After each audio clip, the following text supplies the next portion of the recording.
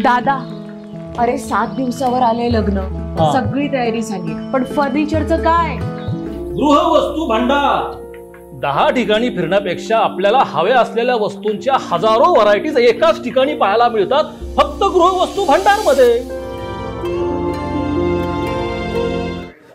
नगर शहरातील प्रसिद्ध मॅककेअर हॉस्पिटलच्या 7व्या वर्धापन दिनानिमित्तानं हॉस्पिटलमध्ये जागतिक पातळीवरील आरोग्य क्षेत्रातील अत्युच्च तंत्रज्ञान असलेल्या रोबोटिक सर्जरीचं उद्घाटन आमदार संग्राम जगताप यांच्या हस्ते झालं।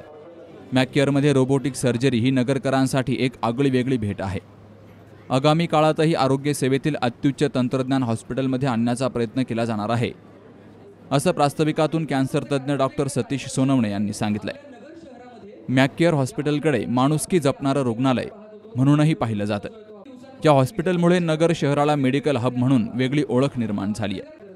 भविष्यातही मॅककेअर टीमनं नवीन जागेमध्ये मोठं हॉस्पिटल उभारून आरोग्य क्षेत्रातील नवनवीन तंत्रज्ञान रुग्णांसाठी उपलब्ध करून द्यावं, अशी अपेक्षा आमदार संग्राम जगताप यांनी बोलून दाखवली। यूएसच्या धर्तीवरती आपण पाहतो की तिथं अगदी टेक्नॉलॉजीचा चांगल्या प्रकारे वापर केला जातो। तिथं नवीन नवीन तंत्रज्ञान हे नवीन सातत्याने आणलं जातं, त्याच्यावरती रोज प्रयोग केले जातात आणि त्याच्यातनं मग ते आपल्या प्रत्येक देशापर्यंत ते पोहोचण्याचा प्रयत्न केला जातो। तशाच प्रकारे आज पटोले सरांनी देखील आपल्यापर्यंत ही सुविधा आणलेली आहे। त्यामुळे याचा उपयोग मला खात्री आहे की आज नगर जिल्ह्याच्या भूमीमधले लोक हे बाहेर शहरामध्ये जायचं म्हटलं तर वेगवेगळे आव्हानं त्यांच्यासमोर असतात। तर आज तुमच्या माध्यमातून खरं तर पटोले साहेब ही सुविधा ही नगरच्या जिल्ह्यातल्या रुग्णांकरता उपयुक्त ठरणार आहे। आणि उपयुक्तपेक्षाही की लोकांना जी विश्वासार्हता असते की आपल्या ओळखीच्या डॉक्टरकडे करायचं, आपल्या जिल्ह्यात केलं त्याचा आत्मविश्वास वाढतो। आणि ही सगळी सुविधा तुम्ही आज नगरपर्यंत आणण्यासाठी जो प्रयत्न केलाय, नगरच्या भूमीत तुम्ही ही सुविधा निर्माण केली, त्याबद्दल मी एक नगरकर म्हणून तुमचा अंतःकरणापासून या ठिकाणी आभार व्यक्त करतो। तुमच्या या सेवेकरता मनपूर्वक शुभेच्छा व्यक्त करतो। खरं तर नगर जिल्ह्यामध्ये देखील आता जसं तुम्ही प्रसन्नजींनी सांगितलं की नगरमध्ये अनेक हॉस्पिटल व्हायला लागले, मेडिकल हब व्हायला लागलं। खरं तर पुण्यामध्ये तुम्ही गेलात, मुंबईमध्ये गेलात तर जेवढी हॉस्पिटल होतात तेवढी कमी पडतात। तसं जे जिल्ह्याचं ठिकाण असतं तिथं जिल्ह्यातल्या रुग्ण येत असतात, त्यामुळे किती जरी झाले तर हे आपल्या सातत्याने याच्यामध्ये बदल करावे लागतात, वाढ करावं लागते। त्यामुळं येणाऱ्यांची संख्या देखील तेवढीच असते। त्यामुळे आपण अशाच मॅककेअरच्या टीमनी, मी तर मुरगुडे साहेब त्यांना मागच्या काही महिन्यांपूर्वी म्हणलो की आता तुम्हाला नवीन इमारतीचा विचार केला गेला पाहिजे, कारण जेणेकरून हे अजून तुमची, कारण ही टीम जी आहे ही एक चांगल्या प्रकारची टीम आहे। आणि डॉक्टर म्हटलं तर सगळ्यात महत्त्वाचं काम असतं, त्यांनी सगळ्यात पहिलं माणुसकी जोपासली पाहिजे। आणि त्यामुळे ही टीम जी काम करते ही मेडिकल फील्डपेक्षा ही माणुसकीच्या रूपानं प्रत्येक रुग्णावरती लक्ष ठेवण्याचं काम करते। त्यामुळं तुमच्या माध्यमातून आता तुम्ही चांगल्या पद्धतीने प्रयत्न करा आणि आता नवीन इमारत उभा करण्याचा खरं तर तुम्ही आता सुरुवात करा, त्याच्यावर विचार करा। ते म्हणतात नको म्हणतात सगळे, पण मी त्यांना फार आग्रही की तुम्ही आता सगळ्यांनी मिळून एक आता कुठेतरी एक नवीन इमारत उभी केली पाहिजे की ज्याच्यामध्ये चांगल्या पद्धतीने, कारण तुम्ही सातत्यानं 24 तास सगळेजण मंडळी राबणारे लोक आहेत, प्रयत्न करणारे लोक आहेत, रविवार जरी असला तरी ते कामामध्ये असतात। आज तर सालाबादप्रमाणे भैया मी तुम्हाला दरवर्षी आम्ही इथे वर्धापनाचे कार्यक्रम बोलवत असतो, त्यामध्ये आम्ही बेसिकली ब्लड डोनेशन प्रोग्राम घेत असतो। पण आज ह्या रोबोटिक सर्जरीच्या नवीन इन्व्हेन्शन आम्ही आमच्या शहरामध्ये आणि जिल्ह्यामध्ये प्रचंड इम्प्लिमेंट करत आहोत। खरं तर आता थोड्या वेळ मला पटोले सरांनी सांगितलं की जॉईंट रिप्लेसमेंट करता आपण ही रोबोटिक सर्जरी आणली, पण रोबोटिक सर्जनला म्हणाले की मग याच्याआधी तुम्ही सर्जरी कसं काय करायची, म्हणजे अचूक होती का?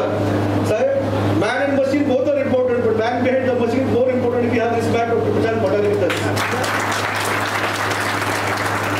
तर निश्चितच अशा नवीन नवीन गोष्टी आमच्या हॉस्पिटलमध्ये साहेब भैया आमच्याकडे महान जगाची ट्रेनिंग अशी नाही आहे, पण वैद्यकीय क्षेत्रासाठी आणि वैद्यकीय निदान आणि उपचारासाठी लागणारे सगळ्या साधन सामुग्री आम्ही इथे उपलब्ध करण्याचा प्रयत्न करतो। त्या निमित्ताने आमच्याकडं माजी सरांसाठी न्यूरो नॅव्हिगेशनमध्ये असलेले ब्रेन ट्युमर सर्जरीसाठी न्यूरो नॅव्हिगेशन मशीन आमच्याकडे आहे, ते कदाचित जिल्ह्यामध्ये आमच्याकडेच आहेत। त्याचप्रमाणे हायटेक लेझर सर्जरी मशीन्स आहेत, ज्याच्यामध्ये आनंदाशी सर इथं मूत्ररोग तज्ज्ञ आहेत आणि त्या निमित्ताने ते आपल्याला वेगवेगळ्या मूत्ररोग तज्ज्ञांच्या संबंधित शस्त्रक्रिया करू शकतात। त्याचप्रमाणे ॲडव्हान्स्ड कॅथ लॅब आपल्याकडे आहे, तसंच आपला ICU तुम्हाला सगळ्यांना परिचित आहे। भैया तुम्हाला सर्व माहिती आहे का तुम्ही कोविडच्या काळामध्ये ICU मध्ये डॉक्टरच्या पेक्षा जास्त ICU मध्ये तुम्ही राऊंड घेत होते, म्हणून अशा सर्व हा छोट्याशा घरगुती कार्यक्रमामध्ये मी सर्वांचं इथं स्वागत करतो।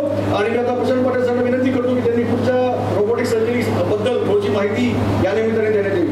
बेसिकली आता रोबोटिक्स आणि आर्टिफिशियल इंटेलिजन्स हे शब्द आता फार परवलीचे झालेत. आपण सर्वजण त्याला परिचित आहोत. बेसिकली कुठलंच क्षेत्र आर्टिफिशियल इंटेलिजन्स आणि रोबोटिक्सपासून दूर राहू शकत नाही. तुमचं बांधकाम क्षेत्र असू द्या, वैद्यकीय क्षेत्र याच्यापासून दूर राहू शकत नाही. ऑटोमोबाईल्स घ्या तुम्ही.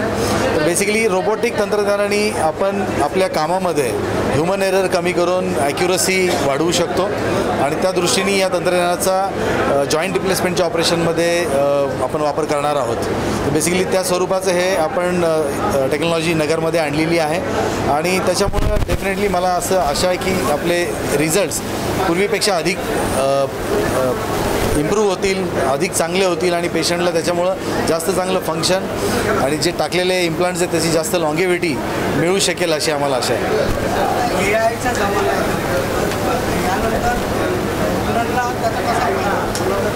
तेच मी आता तुम्हाला सांगितल्याप्रमाणे जसं आर्टिफिशियल इंटेलिजन्समुळं आपण कॉम्प्युटर आणि मेकॅनिक्स याचा उपयोग करून पेशंटच्या त्या पर्टिक्युलर भागाची ज्याचं ऑपरेशन करायचं ती माहिती सगळी आपण फीड करतो. तसेच काही CT स्कॅन आणि इमेजिंग मॉडेलिटीची माहिती कॉम्प्युटरला दिल्यानंतर एक स्पेसिफिक प्लॅन त्या पेशंटच्या ऑपरेशनचा तयार होतो आणि रोबोटिक आर्म तो प्लॅन त्याच पद्धतीने एक्झिक्यूट करण्यासाठी आपल्याला सर्जनला मदत करतो. So this is basically a robotic assisted joint replacement surgery. रोबोला त्या इन्स्ट्रक्शन देण्यासाठी सर्जनची आवश्यकता असते. So basically man with machine असं हे टेक्नॉलॉजी आहे. यावेळी किडनी रोग आणि मूत्ररोग तज्ज्ञ डॉक्टर आनंद काशीद यांनी सर्वांचे आभार मानले. या कार्यक्रमासाठी जिल्हा सहकारी बँकेचे संचालक माजी आमदार भानुदास मुरगुटे, जिल्हा मराठा शिक्षण संस्थेचे उपाध्यक्ष डॉक्टर विवेक भापकर, सहकारी साखर कारखान्याचे सेवानिवृत्त कार्यकारी संचालक अण्णासाहेब पटारे, नगरसेवक संपत बारसकर, माजी नगरसेवक अजिंक्य बोरकर, ऑर्थोपेडिक असोसिएशनचे अध्यक्ष डॉक्टर संतोष चेडे, मेंदूविकार तज्ज्ञ डॉक्टर मोहम्मद माजिद, हृदयरोग तज्ज्ञ डॉक्टर सुदाम जरे, मधुमेह तज्ज्ञ डॉक्टर अभिजित शिंदे, डॉक्टर पियुष पाटील, श्वसनरोग तज्ज्ञ डॉक्टर निलेश परजणे, सोनोग्राफी तज्ज्ञ डॉक्टर श्रीकांत गव्हाणे यांसह नगर शहरातील मान्यवर डॉक्टर आणि रुग्णांची उपस्थिती होती. Shubham Pacharne, C news Marathi, Ahmednagar. सुनबाई, आजही चहा काल सारखाच बनव. अगं, कोणती नवीन चहापत्ती आणली आहेस का? काय ग, कालच्या चहाचं रहस्य काय आहे? प्रत्येक चांगल्या चहासाठी आवश्यक आहे राजहंस दूध. चहापत्ती तीच, फक्त दूध नवीन. तुम्ही फक्त दूध बदला. राजहंस दूध आणा आणि असा मस्त चहा बनवा.